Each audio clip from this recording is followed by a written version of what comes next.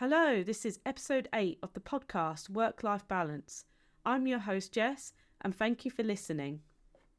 And I'm going to start this week with a confessional, as I have been doing in the last couple of episodes. And the confessional is going to be related to an incident that has occurred slightly earlier in the week. It was not a nice incident, so I will talk about it in a little bit more depth and my thoughts and feelings around it. But in a nutshell, my confessional is to do with dogs. So as you may or may not know, I might have discussed it in earlier episodes within my podcast. I do have 2 dogs, and they are the absolute most amazing dogs ever. So one of them is a bulldog. He is a lovely bulldog, but as all bulldogs are, very stubborn and quite within himself. If he doesn't want to do something, he won't do it. But he's very sweet natured. And the other dog is a Rottweiler, and she is a lovely girl, very timid at times, but very sweet and all round just a gentle soul. Now, my confession is to do with the fact that it does irate me when people get dogs that they can't handle or look after. Now, I know nothing is black and white, or nothing is clear cut. Let's put it that way. People sometimes get dogs and they underestimate the amount of work that is required. So I was under no illusion when we got a Rottweiler. They require a lot of exercise. They need a lot of training. And some of the reasons I didn't take on a rescue was because I didn't. So I got her from a puppy, like I got the bulldog. They've both been brought on from puppies. Now, the reason I don't get rescues at this point in my life is, one, because I knew I wanted to start a family, and that rescues require a lot of work, as do all dogs, but potentially more work because they've come from broken homes and have other problems. Sorry, I'm a little bit sniffy today because I have had a cold. Yes, I have been ill again. It's something I think I finally need to go to the GP about and just make sure that I've not got anything underhand going on in my bloods or whatever. But yeah, I decided not to get a rescue dog because I knew that they probably require a lot more of my attention than dogs that are reared from as puppies. That's not to say that, dogs that are puppies don't require a lot of attention, but I think there was a lot more implications in getting a rescue, and a lot of them can't be homed into houses that have children or young children. And obviously I wanted to have a baby at some point, and that would have been too much work altogether. So I understood my boundaries and what we needed. So when I got the Rottweiler, we knew it was going to be a lot of work and a lot of attention. And I do my best to make sure that she gets exercise daily. And she has always had a lot of work put into ensuring that she's got good obedience, good commands, and she is really great. So she knows a lot of the commands: sit down. She's excellent. Now, I can't expect her to be perfect because I don't think any dog is perfect, and I'm not training her to be into the military or police. But over the last couple of years, she's really come on as a dog, and she is so good. She'll walk by the pram and she'll come back to me when I call her. She does sometimes get a little bit excited when she sees other dogs and wants to play a little bit, but actually she's normally very well controlled. I don't let her off to wander off on lead dogs, sorry. I always have her on a lead, and if there's other dogs around, and if she wants to go and say hello, I will always ask permission from other dog owners whether that's okay. It's the same with if I want to stroke another dog, I will always ask permission, because I don't know how that dog reacts, or whether they have had a bad situation with other people, and you don't know if they're going to bite you.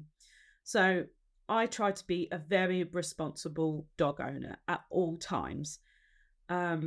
So it does irate me a bit when people get dogs that they haven't, done anything about. They require a lot of training. They require a lot of rehabilitation because they come from broken homes, or they've been a puppy and just literally nothing's been done with them.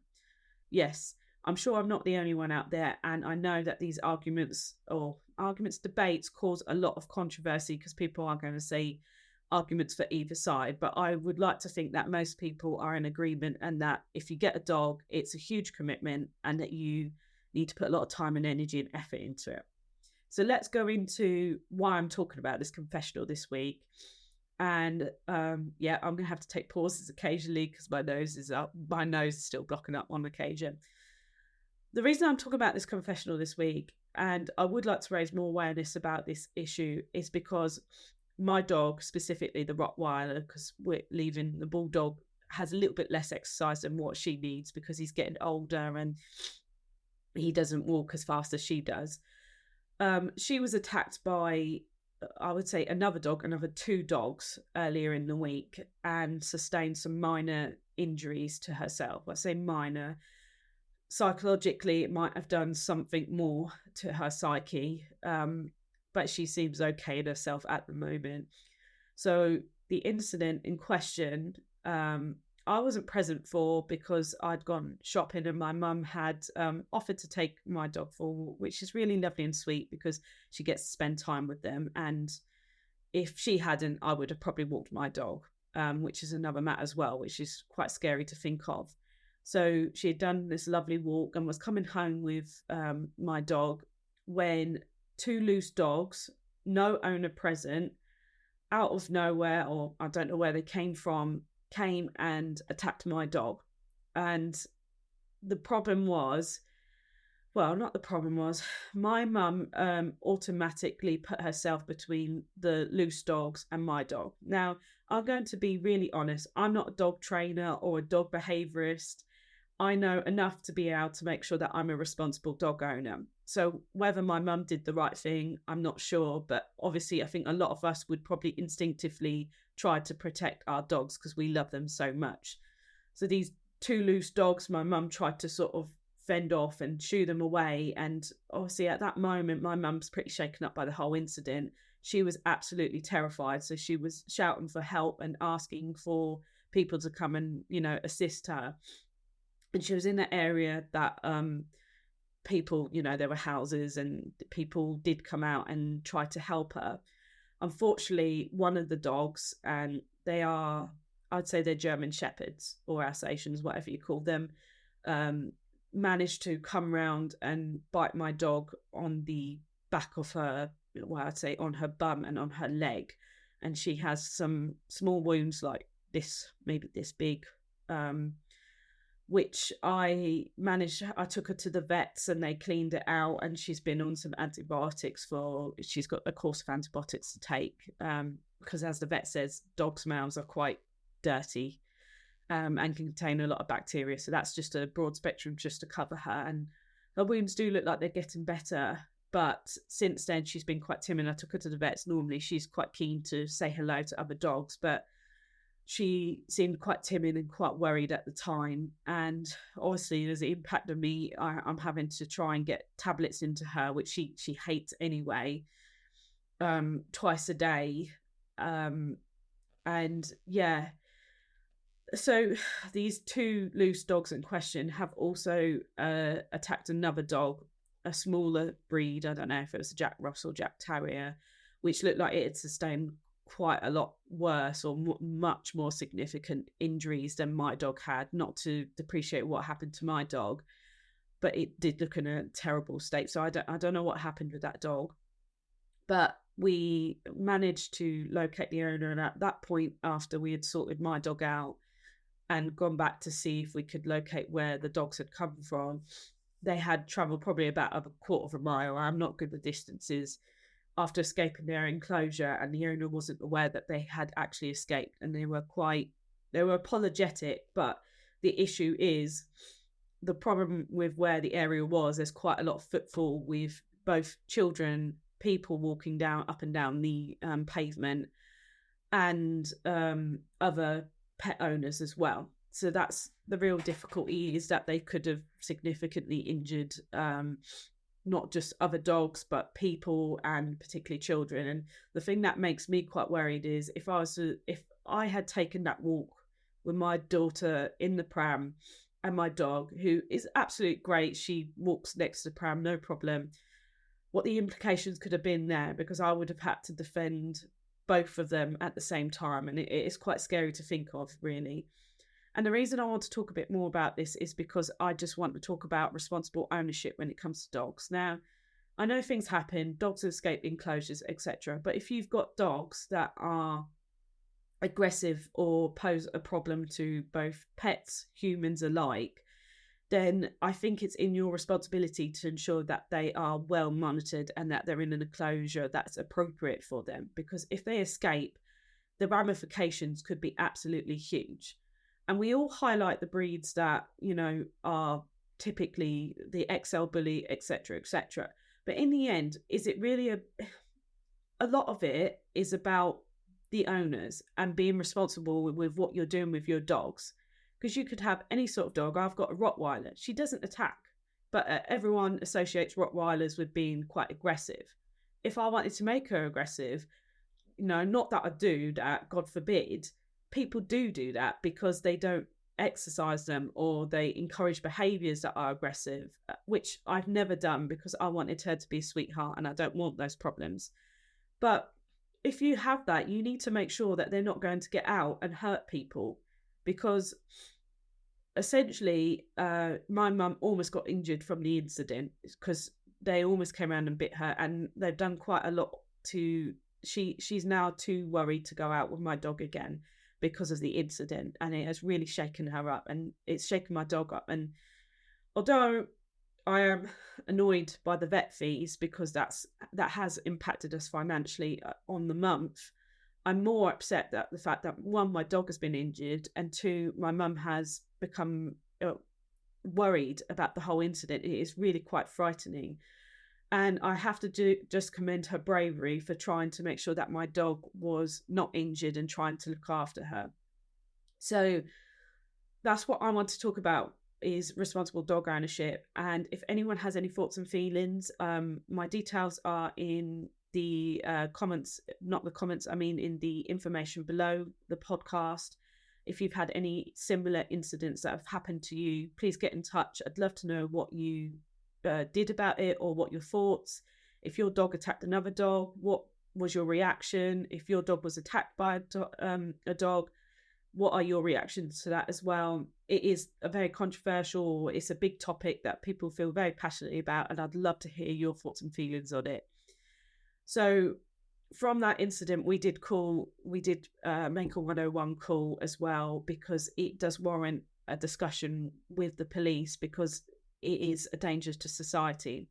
Now, I wanted to go out there and find out a little bit more information about dog attacks and what can happen. And from some of the information I found out, obviously, if the dog had bitten my mum or had caused a significant injury to my mum, from what it looks like, it would have much more severe implications on the owners if it had bitten a human.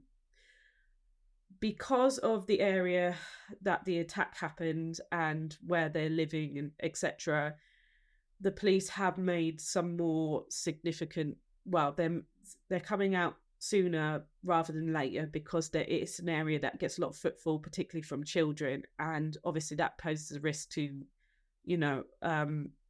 the population and to dogs and other people. Problem is, it's still quite a long way from when the incident happened. It's it's going to be well over a week. They could have escaped again by then and caused another injury.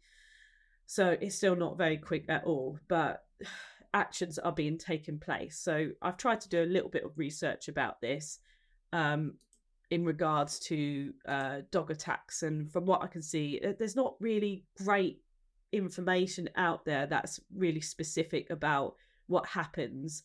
But for example, if someone is deemed to have an out of control dog, which is what they're calling it, they could face some fines. They could also be handed a sentence. Now, I'm no expert at this. I'm just reading what I've Googled very quickly. But I do feel that sort of the severity of a dog-on-dog attack or dog-on livestock or whatever you call it, which, by the way, that's also a problem that could be posed around here because we do have an area where there's a lot of livestock,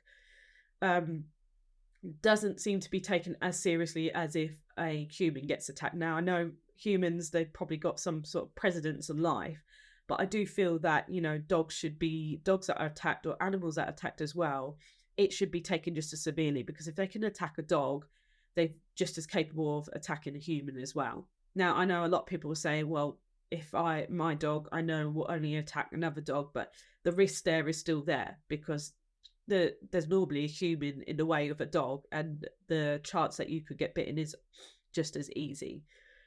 So I'll leave it there. That was my thoughts on the whole attack incident. My dog is okay. My mum is okay, and that's the main thing. I don't know what happened to the other poor little dog. But it is really a message to say that obviously if you have dogs that aren't getting on with other dogs, please do make sure that they're in an enclosure that's appropriate and that they can't escape from either, because it's, it is significant, the ramifications of what can happen following that. So yeah, that's my thoughts and feelings on it. The subject I was going to talk about this week more prominently was me leaving nursing and the NHS. Now, I have glimmered over some of the things about my decision to leave nursing and the NHS, and it's not a short list. So I'm just going to talk a little bit about, so I'm blocking up quite frequently. Colds, hey, it's that time of year. It's miserable, wet, and constantly you're feeling ill and run down. But the sun is shining today, so that's really nice. My feelings around nursing and leaving the NHS. So I, to be honest, it's really difficult to find out where to start. So I'll just talk a bit about my experience. So I started off as a healthcare assistant on a band 2, and I did that while I was training. So I went straight into nurse training when I was, God, how old was I? I think I was about 17 or 18. I went straight from A-levels into nurse training. So while I was a student nurse, I was also a healthcare assistant. So I was gaining really practical experience. So if whatever didn't mesh with me, I had the chance to get that experience alongside my nursing. I could have backed out at any point, which I didn't. And it was really difficult because at 17, 18, you don't really know whether that career is really for you. It's kind of sort of, am I going to enjoy this? Am I not going to enjoy this? And actually, I found myself surprisingly really enjoying what I was doing, caring for people, getting to talk to people on a daily basis. That's not to say that I didn't get a reality shock majorly, because as a 17, 18-year-old going into the workforce, flung into a hospital, I've barely experienced life. I'm suddenly seeing cardiac arrests, really frail people at the edge of life. And it was a bit of a shock. But I think that spurred me on to continue doing my nursing and finish it. And probably one of the most difficult bits for me was actually, I think, was my dissertation. That was really, really hard for me. I had some difficulties throughout my student nursing, but in the end, I came out with a lovely degree and I did really well, and I had got some really good experiences out of it. My first job was in intensive care, which a lot of people, I know a lot of nurses are saying that's probably not the best area to start your nursing because you should get some ward experience. I disagree. That's a whole nother story. I think you should go to an area that you're really going to enjoy and want to stick it out in, because nursing's hard enough as it is. And surprisingly, I really enjoyed intensive care because I'm someone who likes fast-paced areas, loves to learn all the time, and intensive care gave me that consistently. And I really enjoyed it. And actually, I would say, although it was really, really, really tough for me to start in that area because there was a huge amount to learn, not just general nursing, day-to-day nursing things, but there was, ventilators and filters and everything. And I was quite well supported through that time, because I think when I entered nursing and became a registered nurse, which was in 2015, at that time, it wasn't too bad. The resources hadn't been, depleted so badly. And I was actually working in quite a well-supported environment. I do remember as time grew on, things got tougher. And I remember after a couple of years being qualified, it all started to just go downhill. So generally, I worked in a very, very small hospital, small by standards, but the problem is it started getting busier and busier because populations around the areas are getting denser and more care is required because people are getting sicker and have more long-term conditions that impact on their acute conditions. And so I was finding that often the staffing levels weren't great, which then impacted on your stress levels and also impacted on your workload. And one of the things that happened as a result of that was we often started blaming each other a lot. And you get a culture of, why haven't you done that? You know, so for example, if you get a couple of admissions come in, the night staff come on and those admissions are coming within the half an hour, it'd be like, why haven't you done all the paperwork for that? It's half an hour. I can only do so much paperwork for 2 patients within half an hour. So sometimes there was a bit of a culture of not supporting each other, but actually kind of blaming each other instead. So that's one thing that would severely impacted on me. And as much as you continuously feed that back to senior staff, it's very difficult to change that culture at times. And that was one of the things. It was becoming really stressful, particularly the staffing ratios, which you can't magic staff out of nowhere really, and especially intensive care staff. They're highly trained. I'm not saying that ward staff aren't trained. I'm not saying other areas are trained, but to have staff that actually know how to look after ventilators, kidney machines, all of those sort of things, it's very difficult to find that. You can only get people from that pool of staff to do it. Otherwise, you're having to sort of look over their shoulder. And that was one thing that COVID taught me when I was in intensive care for COVID. And I was having to basically assist 3 nurses from a non-intensive care environment to look after those patients. And we're not the only area who's done that. That was done across the whole of, the United Kingdom and probably in other countries. We were pulling staff from left, right, and centre, and that in itself was incredibly stressful because some of the things that occurred during COVID, intensive care is quite it's quite a difficult area because we see death quite frequently because of the nature of intensive care. It's not if you come to intensive care, that's the thing we're trying to avoid the most. But unfortunately, people are at their sickest and they do pass away quite quickly because they're supported by so much all the time. And so some of the nurses we were getting in from other areas, probably, so for example, if you're maybe in ophthalmology where you've seen outpatients who come in just for a procedure and then go home, having nurses from those areas to come and assist us, they would then suddenly see quite dramatic deaths. So for me, that was quite difficult because there was a lot of an emotional support that we were having to rely on each other to help each other. It's quite sad.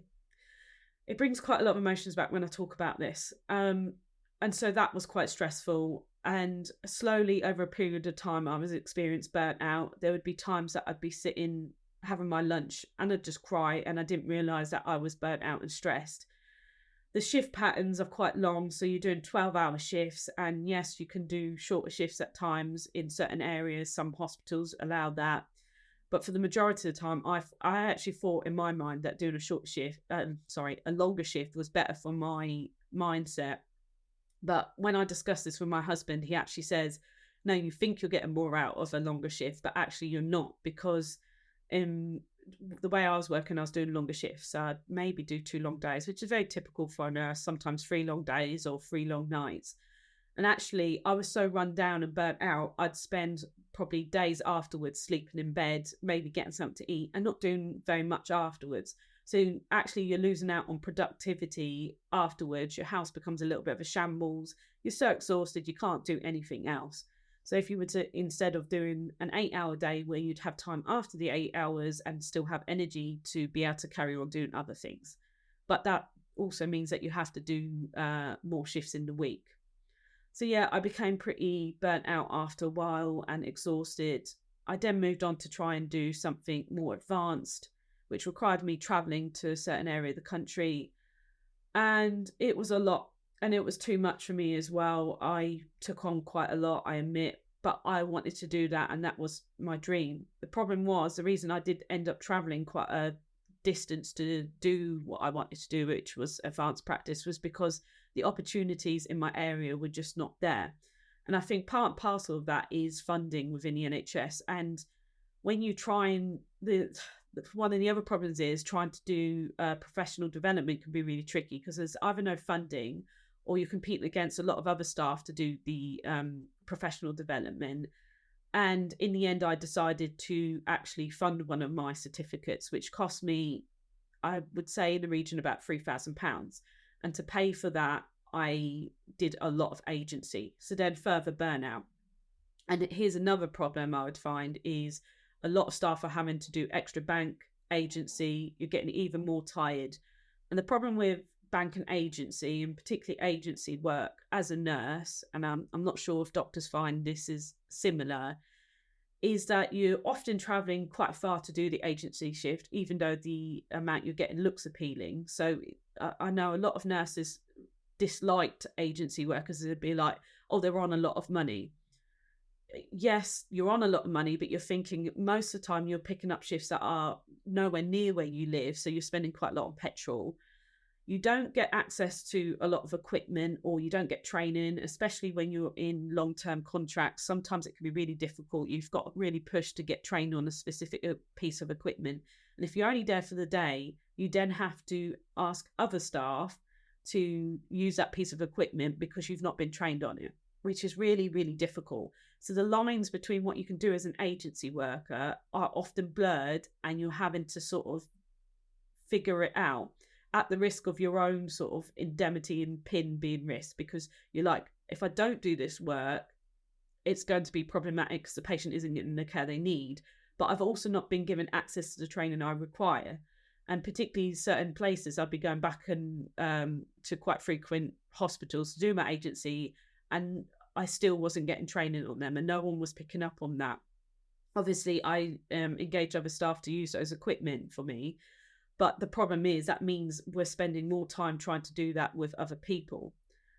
So that was quite difficult. I wouldn't say I didn't get anything positive out of doing agency nursing. I met a lot of people, and quite lovely people, inspiring people. And yes, it did help fund my wedding, and it helped put some money into my account to be able to afford a house, because I don't think I would have been able to afford a house on just a nurse's wage. But it was really tiring and strenuous. And the other side to agency nursing is, and this is one of the reasons I preferred bank in the end to agency, was because trying to learn how to find out whether you can get a parking permit, that's a really difficult thing in itself as well. And then also dealing with the agencies, they often push you into doing more shifts all the time, and consistently there's not a lot of training that you get from agencies, or annual leave isn't that great. You have to kind of factor that in, or sickness. If you're off sick, sometimes you're not really going to get that money back. You've got to be well all the time. And I've known agency nurses to really push themselves into work, even though they're not very well, because they're not going to get money if not. But can you blame nurses for going over to agency when the pay is so absolutely abysmal? So, you know, I'm going to put this in this perspective. I'm a nurse of 7 years experience. I have 2 postgraduate certificates in intensive care. I've done a clinical nurse educator job, and the money I'm getting is less than, let's put it in this way, my husband, who does work incredibly hard. He's really good at what he does, and he has a lot of knowledge in his field. He works in IT, but I was taking a lot less money than he was, and he's not done a degree, but he's done a lot of other technical qualifications. So really, in the industry, nursing doesn't seem at times as respected as other jobs, and often we're going on the steam of, oh, but you don't go in there for the money, and that's just ridiculous. All right, we're not, yes, there are other factors into going into nursing. You care a lot, and there's a lot of compassion and empathy, which I've always had. You know, I've enjoyed speaking to people. I've loved interacting with members of the community, but we're still doing a job. We're still doing a job that requires money to put food on the table and to be able to keep the lights on. And a lot of the time we started losing sight of that when people are saying things like, oh, you don't go in to nursing for the money. Well, sometimes at times it feels like you're making a loss rather than a gain. And particularly I feel when I've read some of the community nurses' stories, where they're saying that actually the amount of money they're getting for their petrol is not covering their petrol needs to go to patients in their homes. So I just think the whole system has just been completely broken. And as a result of that, it's become quite toxic at times. So people are so tired and burnt out that actually we've become less kind to each other. And I often think that actually some of the money that is being plugged into the NHS, it's like a gaping hole. And yeah, it just goes in and it gets spent on really ridiculous things. We all know about the PPE contracts. I'm not going to beat around that bush. But some of the other money, I'm going to be really quite honest, I sometimes think it goes into roles that just don't need to be there in the hospital. We don't need more people to sit behind the computer and tell us that staffing is short here and there. Okay, we need more people actually on the ground. What's the saying? More, I can't remember, something to do with chiefs and Indians. We need people on the ground helping us, not people behind computers looking at screens continuously. And so that frustrated me. And perhaps one of the biggest things that really I found really difficult, and money aside, is when I was looking after people, it was continuously seeing patients being nursed in corridors or in what looked like cupboards at times, or coming up with not the appropriate treatment. So they were soiled or they didn't have a name band. And just that level of care was, just seeing that continuous level of care was getting really difficult for me. And for my moral compass, I just couldn't do it anymore. Aside from not being able to effectively push myself into continuous professional development. And that's not always been throughout my career. I've had some really lovely teams I've worked in that have actively encouraged me to professionally develop. But that has been challenging at times. That hasn't always been the case. But aside from that, it was actually seeing the actual state of the NHS, and such weird, illogical things are happening, such as building new departments when you don't even have the staff to staff it. You can't staff your current departments, never mind the big new surgical hub you've just built or whatever. It just makes no sense. All that money's going in, but no one's looking at what we're going to do about retaining staff or getting staff into the NHS. And the current staff are just so ragged. At the amount of people I've spoken to are trying to semi-retire or fully retire or go part-time or just completely go out of it. And whenever I've posed this problem to people and said, look, I want to leave nursing, I want to leave the NHS. Maybe this is my second confessional, but most of the time people have said, have you tried this type of nursing? Have you tried that type of nursing? And really the only answer I want to hear most of the time is, no, what have people done outside of nursing that's completely not nursing? What have you tried? I don't want to try community nursing because I know how bad it is out in the community because I read the forums. And yes, maybe some of you enjoy it and are still not having so much of an issue. But for me, it's not something I want to do. No, I don't want to go into research. It's not my passion. And I think they've probably got their own pressures in research nursing. I've even looked at jobs that I've considered in joining, pharmaceutical companies or companies where you're a rep. But that has its own challenges. And really, it's not allowing me to be on the front line with patients that I've really enjoyed. I've always had a passion for intensive care nursing. And that's where I wanted to stay. I wanted to professionally develop in that area and become an advanced practitioner that can really make an impact on people's lives. But it just wasn't happening for various reasons, both from a professional development, support, lack of opportunities. I mean, I waited for an opportunity in one area to come up for years and they kept saying that the role would come. And I think it was through lack of funding. It finally came through when I went on to maternity leave. I can't keep chasing these opportunities. At one point, I just thought I have to leave this all behind me because actually it was impacting me so much. And I thought, I can't have this stress continuously on my life. I looked awful. I had put on so much weight. I've lost the weight and I feel so much better for it. Yeah, I'm really exhausted. I have a child, but how much more exhausted would I be if I was working in a hospital? And then some of the other problems that I've compounded in that is that just the lack of staffing facilities. Like there were no decent food facilities in any of the places I worked in. The lunchrooms looked a wreck. Now, part of that is because staff aren't cleaning up their dishes and things like that. But I'm not going to make that the bulk of the problem, because the reason why half of the time, yeah, some people are a bit lazy, I do respect that, but half the time you don't have time to clean up your dishes. You barely have time to put food in your mouth, never mind clean up after yourself, which I know there's never any excuse, but you continuously thinking, I've got half an hour, I've got to get back to my work area, or there's a call bell going off, or you've got no staff in. No wonder lunchrooms look a wreck. Not only are they not clean because staff aren't cleaning up, but they're not cleaning up because they have to rush back to the bedside or back into the A&E department. But when you actually go into the areas, there's been no money spent on actually trying to make a decent staff area. And actually, when the staff areas are vamped, staff aren't listened to, and they put in ridiculous furniture that is not really very comfortable or practical for eating from. And the canteen is charging like £8 for a small portion of like macaroni cheese. I mean, who has that money? And the other illogical things are putting in like Costa coffees in every hospital. I mean, that's not. And then you're in a huge line that takes half an hour, and that's your whole break just to get one drink.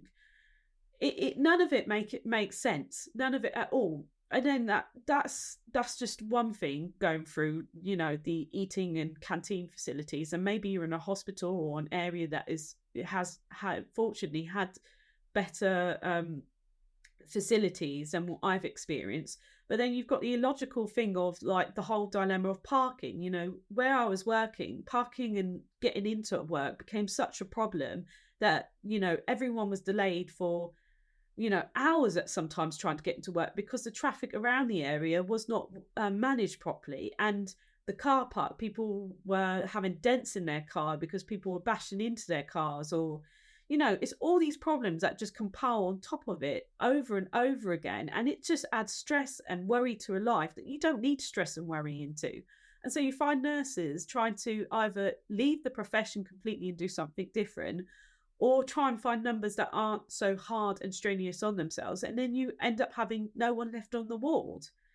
And so the answer is to continuously recruit from overseas. But the problem with recruiting from overseas is you get the nurses here, but no one is telling people that are recruited from overseas actually what it is realistically like being in the UK. And I could be wrong, but I worked with a lot of international nurses, and no one actually told them how expensive it is to live in the UK. Or, I know some might argue that it's up to them to try and research it for themselves. But really, be realistic is no one said that actually trying to get a house in the UK is really difficult because there's no houses. The pay for NHS is actually not that great, but it probably is better than what they're getting paid in their own country. And actually, you're not getting as much support for your development as you should get. Because there were times where, as a nurse educator, I was trying to care for a lot more nurses than I could actually manage. And the whole classrooms, they all had lots of questions and I couldn't get to all of them, or I couldn't support them across the wards. There's not enough clinical nurse educators actually on the wards able to assist these nurses who are coming into workforce, both for student nurses in the UK and for international nurses who are trying to learn the system. And so I do feel really sorry for these people because they're coming into an environment where they're just not getting the support they require. So there are a lot of the reasons why I left nursing and the NHS. It's just got too much, and I cannot believe that actually it's that much better in anywhere else that you go out there. I know a lot of people out there are going to think different things about what I have had to say, but I had to get it out there honestly and put my feelings across. It might be a little bit controversial, some of the things I've said, but actually I feel like I'm mirroring a lot of what other people feel as well. I might talk about this again in a little bit more depth and time on another episode. But for now, I hope you've enjoyed listening to what I've had to say, and I would love to hear your comments, your feedback, whether it's about the dog bite attack or about owning dogs, or whether you're a nurse who's left the NHS, or even a doctor or AHP, whatever you've done. I'd love to hear from you. Please do get in contact. My details for my email are in the information below. I'm also on Instagram, Facebook, and on TikTok. And I'd love to hear from you people out there. and thank you for listening.